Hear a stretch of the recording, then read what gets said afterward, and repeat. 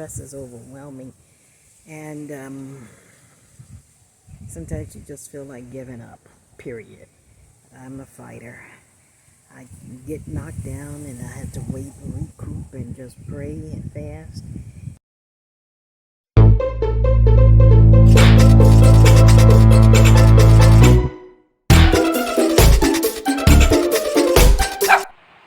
Happy Resurrection Day in springtime. Precious and I are just sitting here relaxing after I went to church. She stayed at home outside the house. I know it looks dirty. This door needs to be clean. Someone needs to power wash it. And just praise God.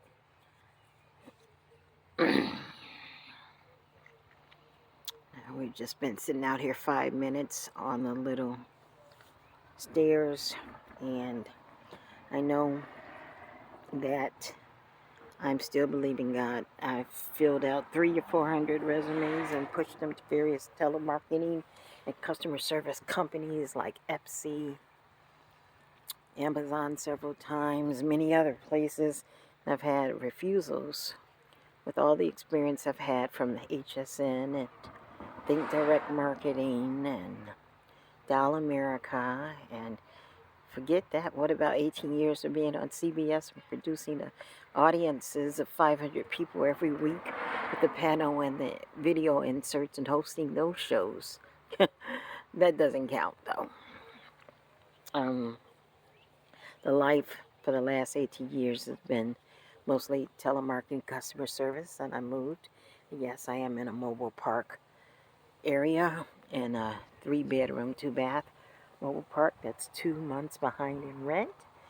And well, February I still owe $265. I owe 3 months on my car note, and everything else, and the lights $400, and I haven't been able to pay anything. I thought I had a job lined up and it didn't come through, so I'm trusting in the Lord for something to come through. Yes, I could be discouraged and feel bad, but I'm persevering in faith. I do have a GoFundMe account on Facebook, and I was able to raise $481, and it stopped after that. I really needed at least $3,000. I asked for $5,000. God did bless where people were moved and they didn't have to do anything to help me. And I've had family and friends to help me in the past 9 months, because when I worked and helped my aunt who was sick and took care of her for 8 years or 10 years, and I exhausted all my money when I moved here a year and 3 or 4 months ago. So I've been looking and searching. I didn't get disability. To my dismay, I could show you my leg, both of them, but this one is the worst one, where I fell and had the broken ankle, and I thought I'd get the disability to at least help me, and it didn't go through, so I hired a lawyer, and only if I win will I get it. But they informed me that that could take anywhere from, well, it's been 3 months ago since I was denied, but 3 months to a year. Florida's so backed up in their disability. Why won't they hire people, is my question. Precious, why won't they hire people to speed up that? Case managers. They're so backed up here, and they're denying everyone. So if it goes through, good. If I'm working and making more than, I think, $1,200 or $1,300 a month, then you don't get it.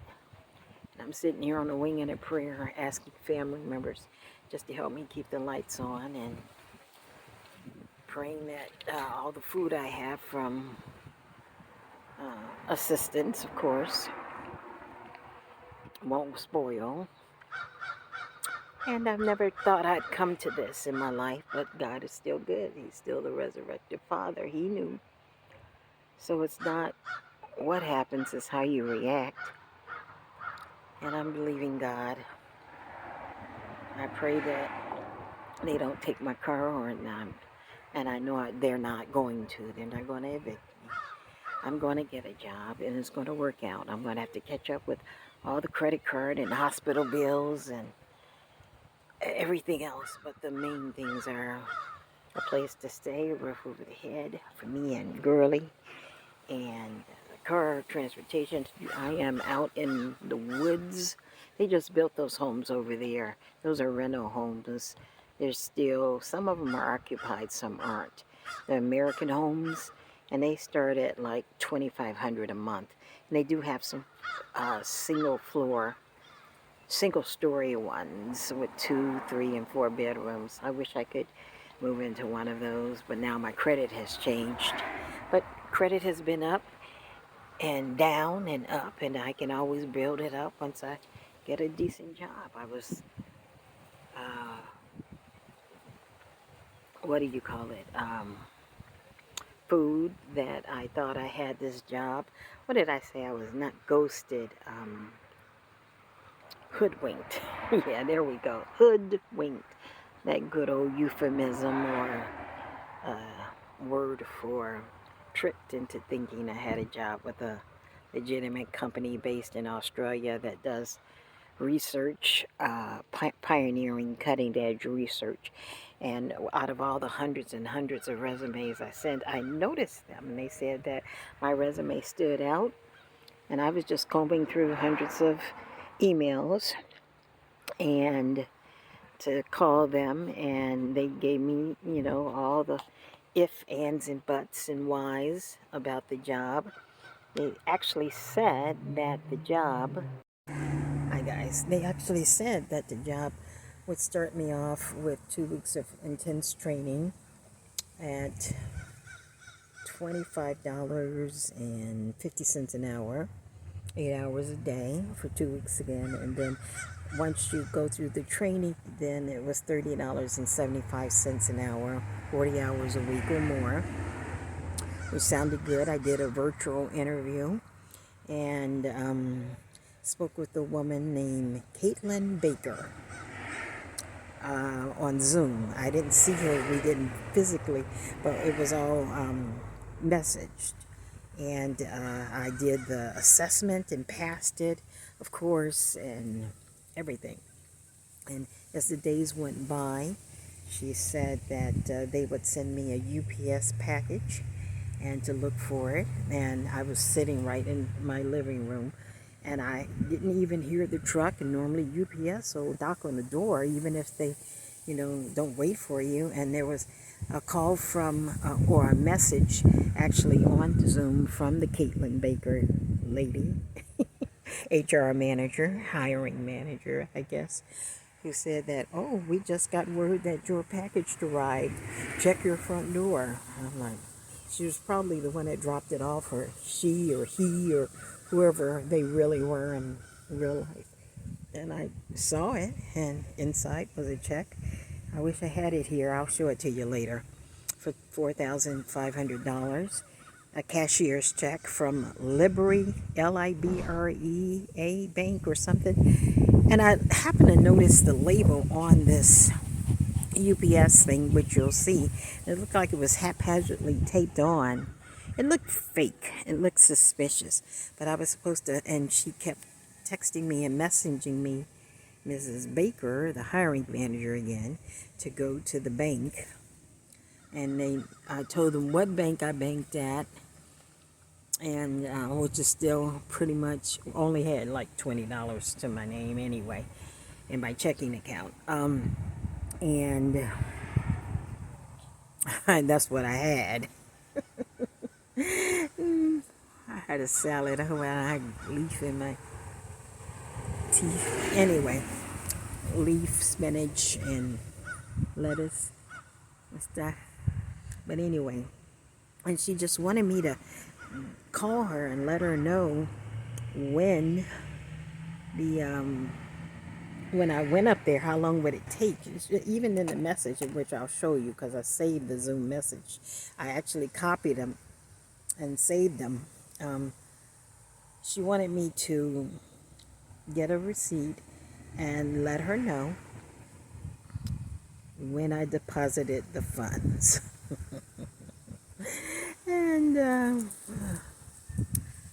That was just so hair raising and eyebrow raising and alarming and red flags all over the place.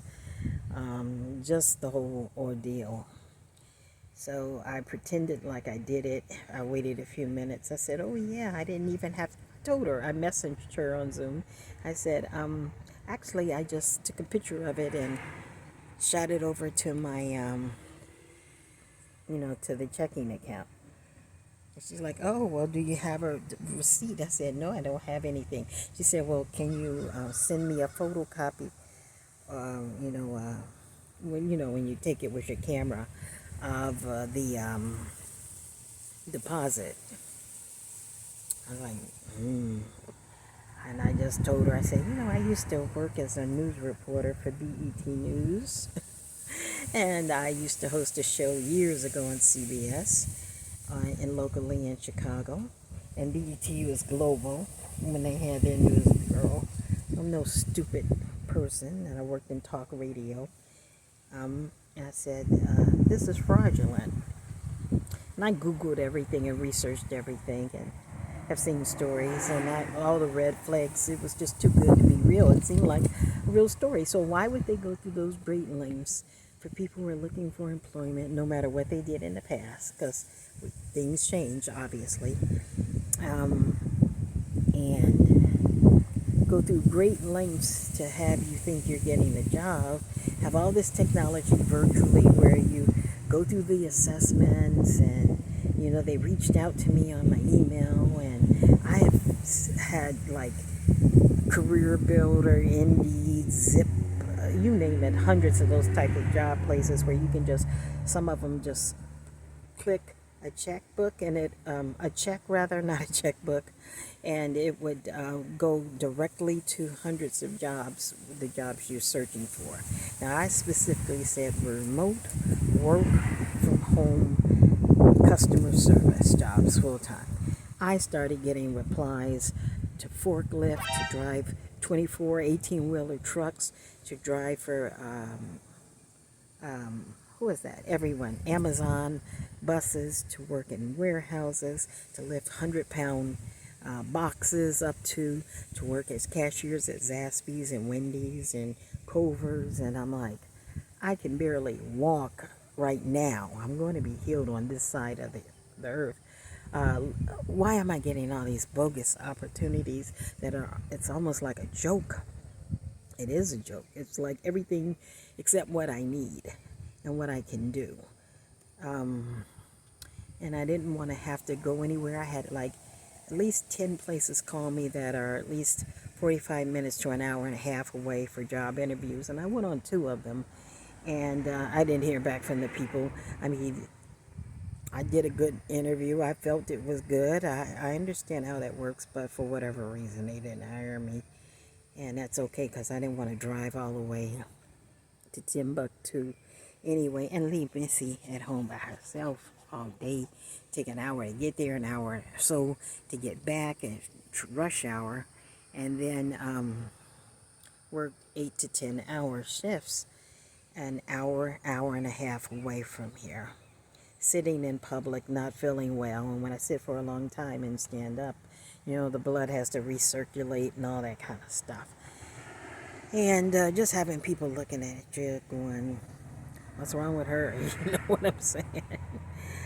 I don't want to deal with that, but I was going to. My need, the pass rent and pass electric and pass bills and car note and car insurance and all those other things are more important. So I was willing to leave Missy and willing to drive an hour and a half and borrow some gas money from a relative or so to get back and forth until I got on my feet and I can pay them back, right? And there's a tree over me and feels like something buzzed into my scalp. Ooh, excuse me. Got the itchy head syndrome right now. It's tickling. It's itching. So anyway, hi Mama. And what was I saying? Oh yeah. So anyway, it didn't pan out. So then when this job offer came along and they said yes, because jobs like Wayfair Amazon, Epsy, EPSTY, or whatever. Lots of places where I knew I could work. They said I had an impressive resume, but they went for other candidates. So I'm like, what is going on, Lord? What is going on? The stress is overwhelming. And sometimes you just feel like giving up, period. I'm a fighter. I get knocked down and I have to wait and recoup and just pray and fast. Get in the Word, and I get an intercessor or a family member. Because you don't want to divulge too much to lots of people. But I am now. I'm on YouTube, right? And I'm just here, not at my wits' end, but just believing God. I'm wondering how He's going to turn this thing around for me. I'm going to put in some more resumes. I did all night. I got up early. I think I got 3 hours worth of sleep. Went to church. Came home. And just decided to sit outside and get some fresh air. It's a nice breezy day. It's warmer now, but it was really cool earlier. I mean, like in the 60s, 70s. It's probably in the latter 70s, lower 80s. The sun is out now. It was pretty gloomy and balmy looking. And this is Sunday afternoon, Resurrection Day. And I'm believing, because this is the final week, I don't have any funds, any money. Talk about nothing. But I have the Lord who made money, who owns the cattle on 1,000 hills. And I was saying, every time I say, well, I did everything I could do, like when you grew up in a middle-class African-American family, parents had decent jobs. My stepdad, who raised us, actually became a self-made millionaire. That's after he divorced my mother and lived with someone else and moved to Vegas, even before he moved to Vegas.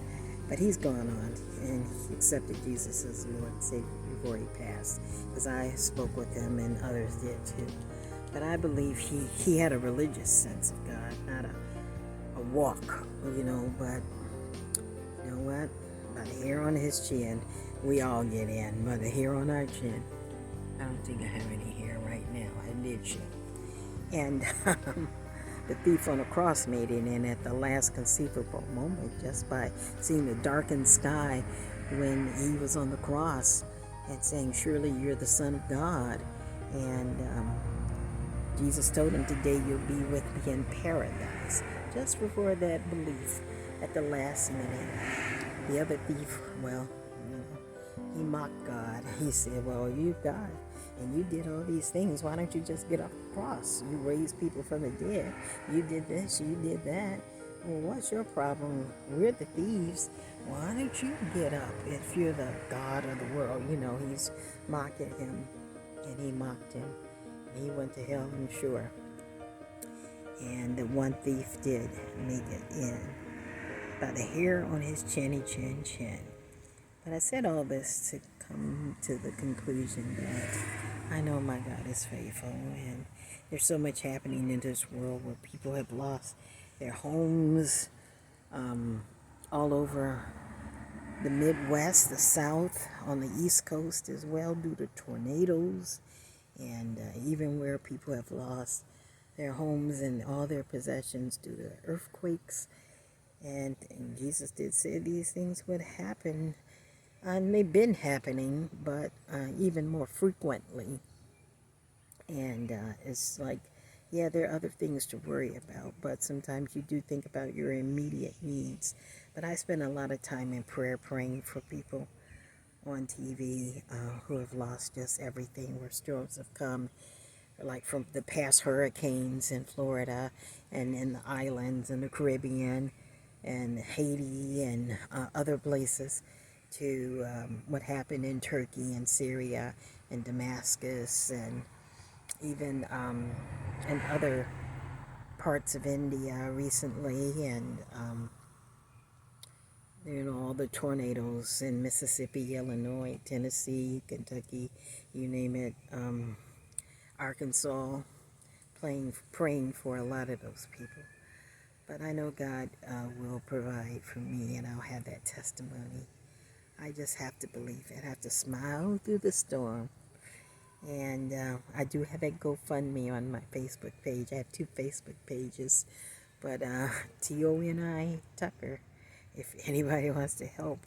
Hopefully that's not against Facebook policy. I don't know anything like that. But until I get a job. And where I work can work full time. You know, I used to host that show, different drummers from college. I think I started in 1988 or 87, 88. I was in college. Let me think. Oh yeah, and it was just free, just interning, and then eventually I got a stipend. I had to fight for everything through the Church Federation of Greater Chicago. Then the broadcast ministries in tandem with CBS. It was a public affairs show that was, you know, every O&O owned and operated TV show network affiliate had to supply by law some given free time for certain organizations. And so the broadcast ministries at that time, or Church Federation, preceding that name change, and I can tell you why they changed the name, was a civil rights type thing that started sometime in the 60s. And they had conscientious thoughts about civil rights and rights for African Americans and this nation. And so that's pretty much run by Caucasian groups or religious Christian groups, but that's what happened. And that was the show that I joined and linked with. Now, they became the broadcast ministries years later in the 80s when I started, when David Withermore was his name. He was from South Africa, but he was the director at that time. And he was known, he stole a lot of the money, it seems like, and they changed the name from the Broadcast Ministry, Church Federation of Greater Chicago, to the Broadcast Ministries. Okay? And that's the real truth. And they legally did that. So a lot of companies do that. So anyway, I ended up working with them as a young adult in college, at Columbia College. And I took that boring public affairs talking head show that aired early in the morning. And thank God he opened the door for me and made it a big audience participatory show where there was anywhere from 1 to 500 people in the audience every week, of all ethnicities, with a panel of 2 to up to 5 people with video inserts. And it was only a 30-minute show, and sometimes we did a part 2 and part 3 based on the allotment we had at CBS to get the audiences in and videotape the shows and all that. And for the crew and the directors and all of the crew people, camera people, lighting people, you know, audio people, to come in, pull up our set. It was the same set that Donahue used, Phil Donahue, when they were on McClure Court during my duration there at CBS. And then they would get ready for the 10 p.m. news. You know, with, that was the music theme, with Bill Curtis and Walter Jacobson. That was the old crew for me when I grew up, but this switched over to Lester Holt and Robin Robinson and just an onslaught of other reporters and anchors. But anyway, that's what happened. That's where I am. This is where I live now. I don't know how much longer, but I can stay here for another year or 2 perhaps, and then move. But maybe to one of those places over there that I showed you earlier, one of the new homes. But I think that they cost too much. I'd rather be able to just buy a home and pay $3,000, $4,000 a month for a rental. Anyway, that's where I am. That's where Tony is. There's a duality here that I'm facing of faith and then fear. And I'm trying to let God work and move out my way so his hand can come and bless me. And there will be no eviction or no repossession or anything like that. And family and friends, I have a relative here, but they have, limited space, and they have their livelihoods and what they do, and I have what I do, and I have a lot of stuff. As a matter of fact, I had a lot of stuff in storage that hopefully U-Haul didn't sell, but I couldn't hang on to it. That was another thing. I had paid like $50 a month, basically, when I moved here a year and a half ago almost. And I had to stop paying for that. It wasn't a priority. All the great memories from different drummers, all the letters from people that I received, famous, not famous, just the thank you notes, had big cases, and a lot of videotapes and original 1-inch tapes, and just family stuff too, and books and clothes, and all types of dishes, nice dishes, and stuff like that. Who knows if they're gone, where they are, but whatever. I got a lot of stuff here.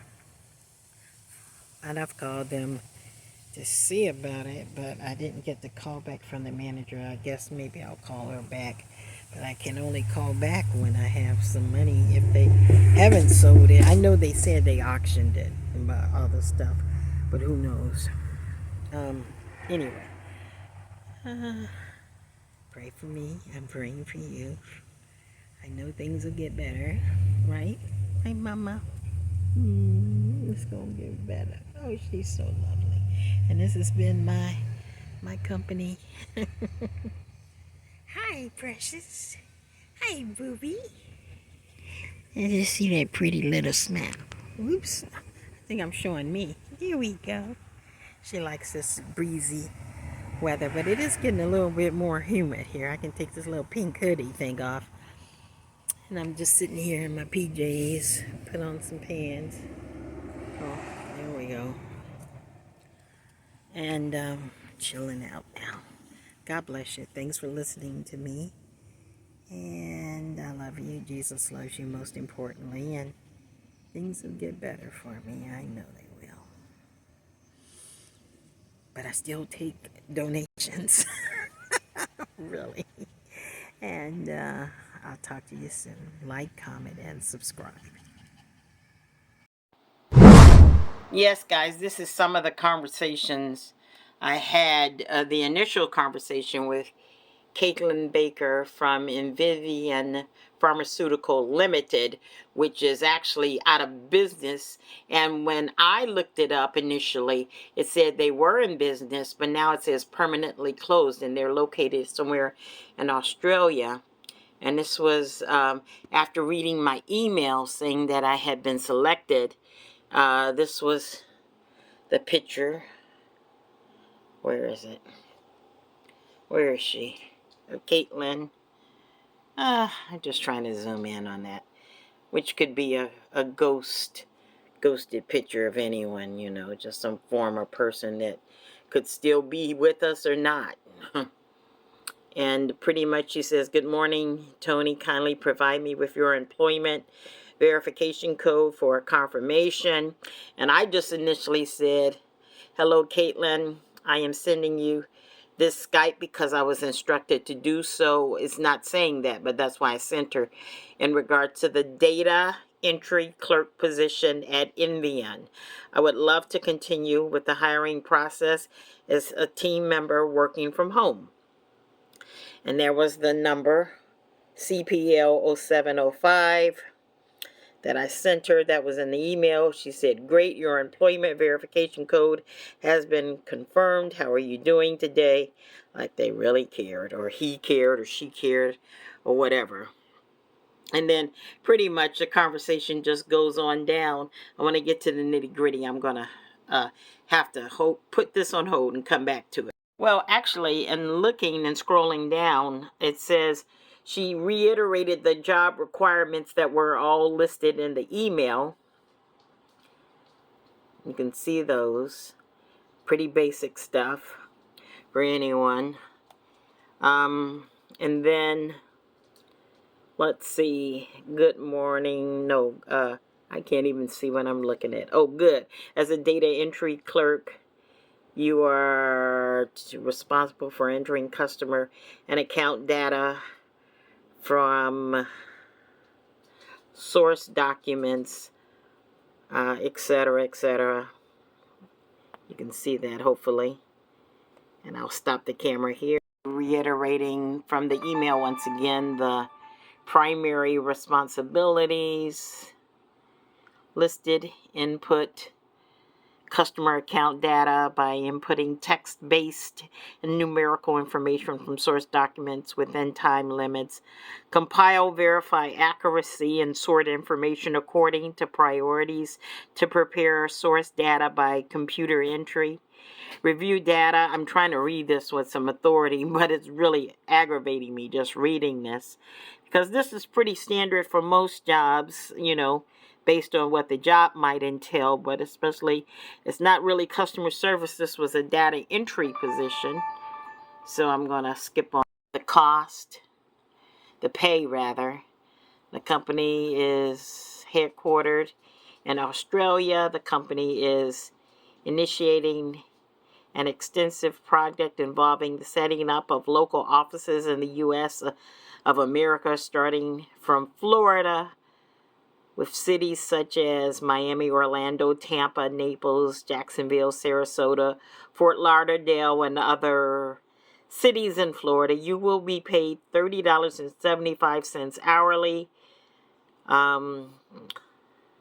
during working hours and $25.50 per hour during training hours. Sounds good, considering, well, when I worked in radio in WVON, and it wasn't like a high-paying job, but the 4 hours I worked a week on my shift there, I think I ended up like $75 an hour on air. Now, there were union people who paid their AFTRA dues who probably made hundreds per hour, but I mean, and this is how many years later? 20 years, 25 years later or so? I don't even remember.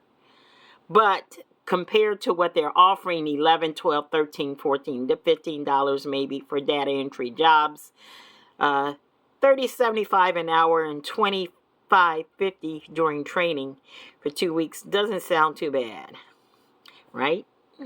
Gave me the luxury of choosing my hours, and I opted to start off with the evening shift, but you could also change your hours weekly. Yeah, right. After bypassing a litany of questions over a couple of days and assessments and all of that and references that they wanted, she says, "Thank you. I'm very pleased to announce that you have been confirmed qualified for the data entry position. I like to heartily congratulate you for this achievement." And this is what I've been told, putting the pin in this, is that everyone gets accepted. Not that I wouldn't be accepted, but this was a con job that they put on me, unfortunately. And during my hardship and trying to feel better from illness and work and fighting and looking through tons and tons of jobs and traveling over an hour to other interviews, but thinking, well, I should stick with what I want, a remote work from home customer service job generally. Although this was data entry, it was apropos, and I didn't go through all the long list of all the questions and everything, but so every day she wanted me to check back, right? Actually, here it is where she told me, "You're very welcome, Tony. Welcome to the 11 a.m. the team." Excuse me, I don't know what I'm reading. "I just made available your employment letter via along with instructions. I advise you to check your email and confirm the document."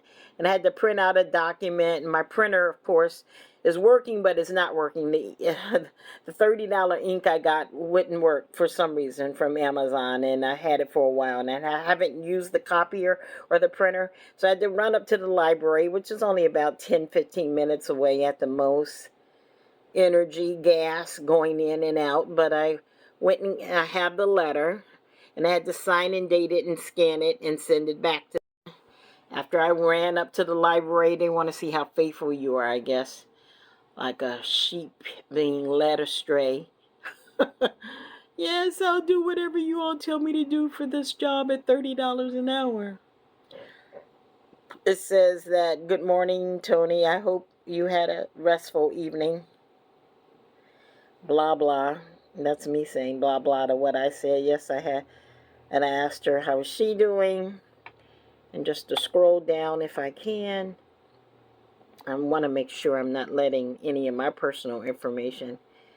To ensure smooth, effective workflow, there are certain softwares and equipment considered essential.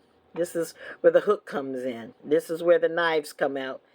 These softwares, is that proper? These softwares and equipment have been built to make work, although I'm an English and journalism major, I don't even know. These softwares, is it the software in general? I'll look that up. Somebody Google that and tell me in the comments section. Being part of the company, I am happy to inform you that all costs incurred will be handled by the company's financial department. Sounds good, right? So anyway, it just goes on to talk about them sending the information. This is the equipment I need. A printer, a scanner, a copier, a laminating machine, I don't know why, paper shredder, time tracking device. And I told her, well, I have a printer and a scanner, copier, fax machine in one, but they wanted me to go to a local store like a Best Buy or Office Max, Home Depot, wherever they sell this stuff, and get it. And I told her, blah, blah, blah. And they said the company will make provisions for all software because they want to send you that check. And they want you to deposit in your account. And then once you do it and the bank doesn't recognize it till later, and send them the money back or whatever the next step would have been. I have a quick task for you to complete before we continue. I'm like, yes, yes, yes. And then pretty much it goes into their make sure you have a workstation. I already told them I had an office at home. And she just, is giving me directives, but really the whole thing is to get down to this check thing.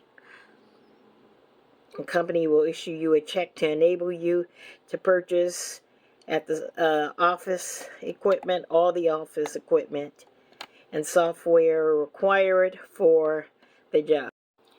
Essentially, yeah, for training and all that. And I'm like, okay, that sounds good. Like my dog panting. It says, good, the company will issue you a check to enable you to purchase all the office equipment and software required for the job. You won't be required to reimburse the company for the check equipment. It will be the property of the company until the duration of your employment. So what am I supposed to do? Send it back to them to Australia and pay for it? Okay, understood. So that's interesting because you live, okay, who's going to pick up the equipment? Were they going to tell me to hold on to the remaining of the $4,500, whatever wasn't spent for all the laminating machine and all the copier and all that, and I have a shredder or the new stuff? And they were supposed to also just send me a laptop and an Apple computer too. I didn't go over that. She says, you're welcome.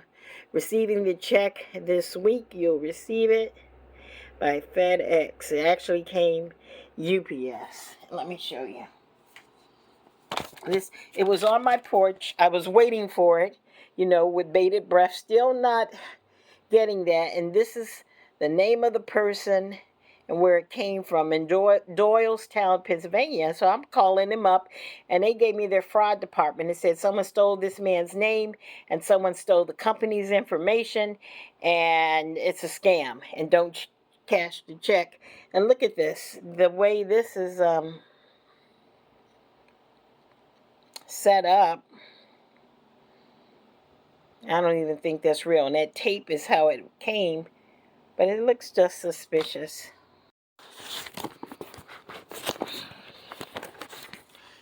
So,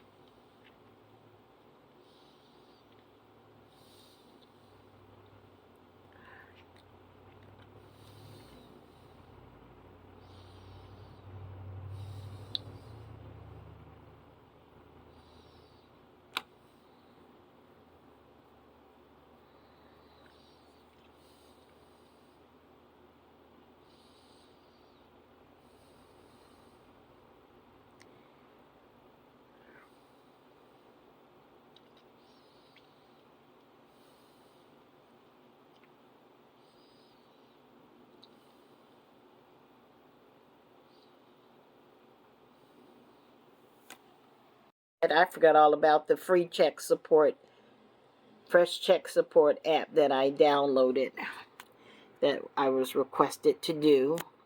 I got to get that off my phone. And I'm like, okay. And she goes, notify me once done.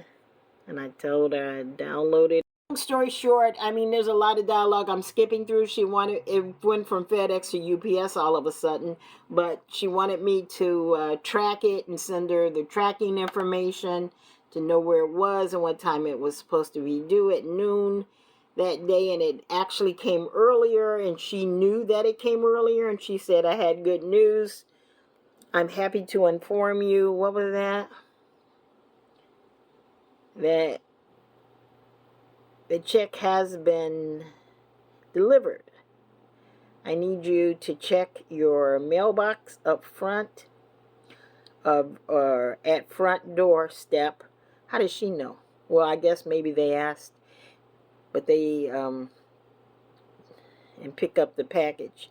Notify me if she probably dropped it off or he dropped it off themselves.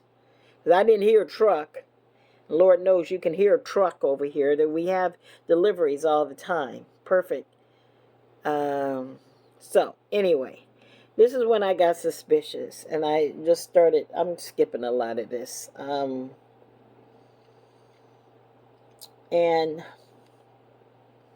she goes, "Is this?" I was like, "Is this a legitimate company?" This is a legitimate company, an opportunity, Tony. We do not participate in any form of fraudulent activity. This company has a strong policy to doubt. Yeah, I doubt it. We work with trusted employees, etc., etc., etc., etc., etc. I'm a mother with kids. I would never participate in illegal activity, nor would I want, because of my kids. I can't see all this. And he goes, after all of that, can I have the deposit confirmation, Tony? And I told her, blah, blah. And I'm not going through this. Then she goes, what do you mean? Why waste the company's resources?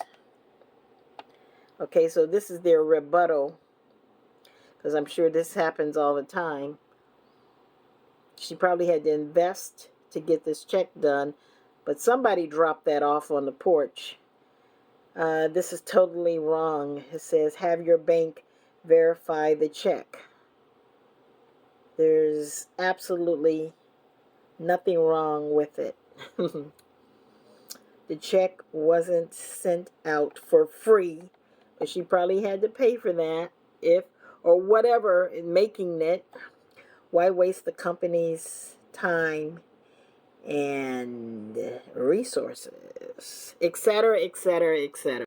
Retorted, and I just said, because of my caution, I said, okay, I will physically take the check to the bank instead of calling them.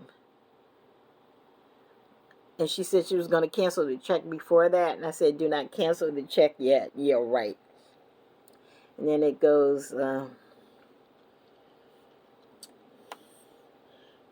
she just declined the call. It was over with. She was out of there. That was the end of the whole point is, if they want to send you an enormous check, like $4,500, $5,000, some people have been getting throughout the country, here in America at least, for office equipment, wouldn't it behoove you as a person to have, not to throw caution to the wind, and all of my red flags went up, or because of them.